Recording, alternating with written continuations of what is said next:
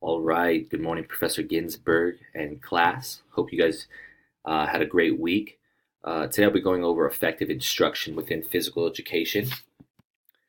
To start it off, I want to talk about instruction within physical education. And so in this area, it breaks down into four specific areas. Content, so what is being learned. Process, how students acquire information. Product, how are students demonstrating their learning. And then last but not least, learning environment, where and with whom students learn. And so I'll kind of go into each one specifically. So specifically looking at content, we need to be able to help students identify areas of deficiency in movement skills and physical fitness while modifying the learning process to meet students' needs. We also need to be able to build on their strengths and provide multiple opportunities for formative assessment. Okay. When looking at process within physical education, we have to be able to use a variety of instructional strategies, effective questioning, and flexible groupings to ensure learning is appropriately outlined for each student. And so I'll go into detail later on in the presentation on how to do that. And an example would be modifying activities or tiering. And we hear this a lot within physical education field of being able to tier or modify activities for specific students. So one way we do that, for instance, in a swim unit, we would allow students that are highly skilled to have experience swimming in a pool. We put them in a larger pool. And then our struggling students that maybe have never swam before, we put them in an environment or in a pool where they feel comfortable, where they can stand. And so that's one way you can modify an activity to where students feel comfortable in the environment that they're in. So looking at products. So what kind of products are we looking at? Is it going to be conversations, small group discussions, large group discussions, interviews, observations? Are we as teachers observing a game, or student/peer assessment of a movement skill or fitness skill? And then looking at product, we're looking at the physical demonstration of performance of movement skill. So this is one thing we use a lot of physical education. Students will physically demonstrate something that they've learned. It could be a skill or a strategy. And we also allow opportunities, especially in my physical education class, for students to video or audio record those skills. So instead of having to do it in front of a class, they're able to do this at home in an environment where they feel comfortable, and they'll videotape themselves doing a skill and then also talking about it, so we could see if they fully understand it and are doing it correctly.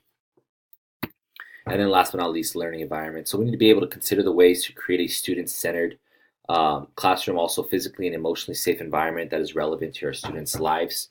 One way we can do that is to get to know our students' interests, previous experiences, and goals related to PE. So that ties into the funds of knowledge, right? We need to know our students so that as we teach, we can tie those into their past, something that they know about and feel comfortable with. Also, co-construct success criteria with your students to ensure the learning targets are clear and transparent to them.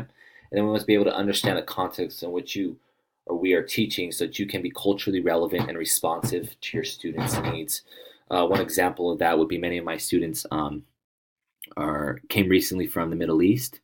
One sport that is huge over there is soccer. So a lot of the times I tie in those personal experiences into new concepts or new units that they're learning as best as I can to get their interest and let them feel kind of comfortable. This is something that they may be interested in learning, something new. So moving on, instructional sequences. So when I talk about instructional sequencing, I look at first identifying desired results. So what should students know, understand, and be able to do?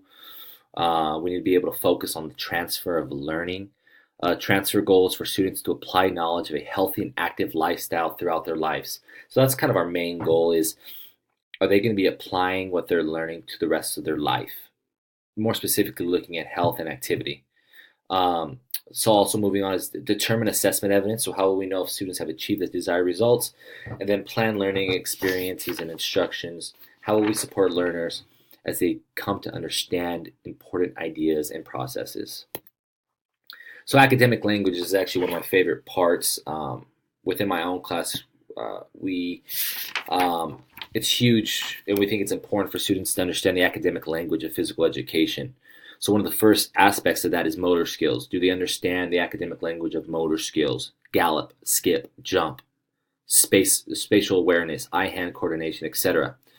Do they understand the academic language of sports and games, such as if we're looking at the sport of basketball, layup, free throw, zone defense? Another example would be soccer, goalie, corner kick, dribble, offside. Do they understand this language? Another example of that we want them to understand would be fitness and conditioning.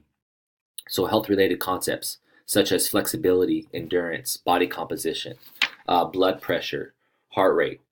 Skill-related fitness would be agility, power, reaction time.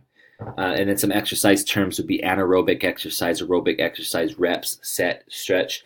These are all vocabulary and academic language that we want our students to understand, and that these are huge things that they can apply to their future. And then last but not least, we look at kind of the body. So for bones, scapula, radius, femur, muscles, biceps, deltoids, triceps, and then some of the joints, elbow joint, wrist joint, and hip joint. So do they understand and know the anatomy of the body? We think that's huge in the area of physical education. So differentiating instruction. So one of those could be grouping strategy. So grouping based on students' knowledge of a subject. So grouping students with a good knowledge of the subject with peers who have lesser understanding allows for those who better understand to assist in the learning of a subject. I'm continuously doing this. I have a lot of students with IEPs and 504s.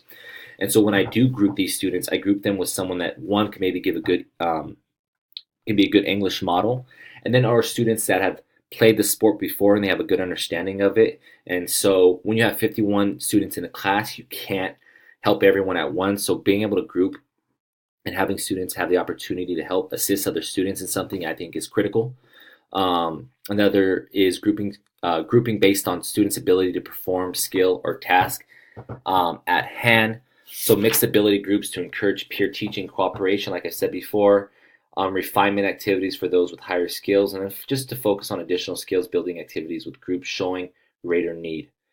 Also grouping based on interest in a certain area of content. I think this is huge as well. It allows students to choose area of interest and focus on improving skills for lifelong participation. If students don't enjoy something, they're less likely to continue to do that later on in life. So that's huge, being able to allow students to do stuff that they're interested in or where they can slowly gain interest in a sport. And last but not least, grouping based on peer tutoring is huge. So higher skilled students of the same age or older works with peer on specific skills, less intimidating and likely more comfortable than working with a teacher, and then benefits both sides in different ways where one is learning and one is sharing prior knowledge and experience. I've always thought that students learn best when they teach. It's as if they're teaching them, or they're learning the concept all over again when they teach. That's one concept that's helped me throughout my college career, is when I was able to teach another student something, I actually understood it to a fuller degree. So that's a huge strategy that I think is highly effective. Another would be programming-based strategies, right? So one way we could do this is differentiating strategies is allowing students to choose their warm-up. So I continuously do this in my PE class, where students have an opportunity right when they get to class that they're moving. They get to decide what warm-up do they want to do to get ready for the class. So it empowers them and it gives them ownership of their learning. Second strategy would be like a sign-up, right? So allow students to sign up for activities such as flag football or disc golf. So on free days, which is rare, but we do have them, we allow them to choose what they want to do, right? And it's funny because most often these students will be more tired and work harder in an activity that they enjoy. Will get their heart rate up higher than if they were just to run a mile, right? So we find this strategy to be highly effective. And then just level of competition. Allow students to choose their level of competition. It sustains interest and enjoyment.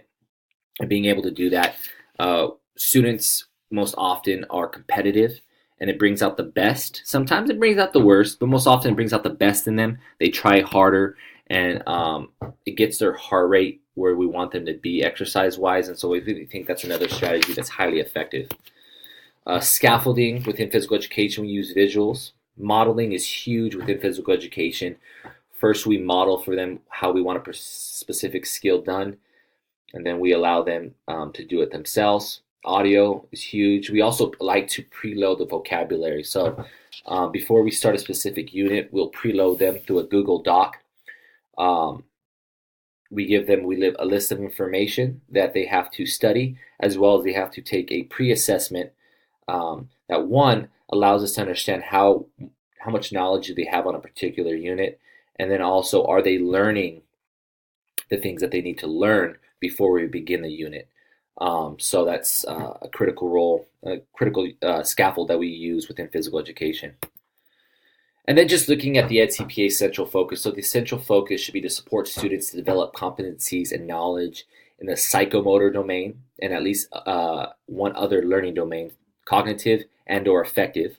The competency should be related to movement patterns, performance concepts, and or health-enhancing physical fitness. So when they talk about psychomotor domain, that's looking at they need to be able to come out and demonstrate a specific skill or strategy, right? So whether that be a badminton swing or a basketball free throw, they need to be able to come out physically and demonstrate that. Cognitive domain, do they understand the academic language of the sport or activity? Do they understand the strategies? Can they cognitively be able to explain the rules and strategies of the game? And then when looking at the affective domain, and what affective domain looks at is sportsmanship, gamesmanship, collaboration, cooperation. These are all areas that fall under affective domain. And I think those are all three areas that are critical for our students within physical education. And so that's definitely one of the central focuses when doing so. I want to thank you guys for listening to the presentation, and I hope you guys have a great week. Take care.